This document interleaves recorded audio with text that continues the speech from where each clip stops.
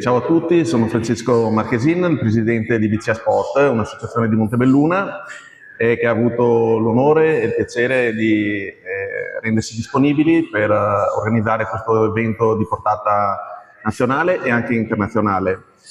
Ovviamente i ringraziamenti per questo evento vanno sicuramente all'amministrazione del Comune di Montebelluna, il sindaco Adalberto Bordin, l'assessore allo sport, che fin da subito ci hanno appoggiato e ci hanno dato lo spirito giusto per promuovere questa iniziativa e per dare seguito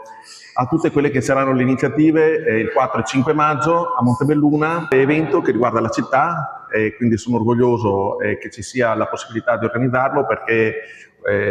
ovviamente siamo la capitale dello sport system e quindi è anche un motivo di orgoglio rendere, legare un evento sportivo anche ad un tessuto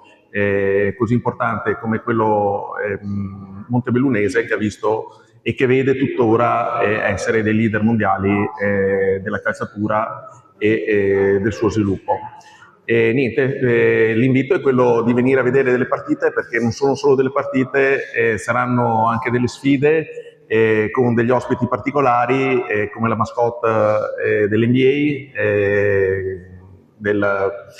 dei Chicago Bulls, Benny the Bull, e ci sarà la presenza di un nostro concittadino come Datome che farà da padrino per l'evento.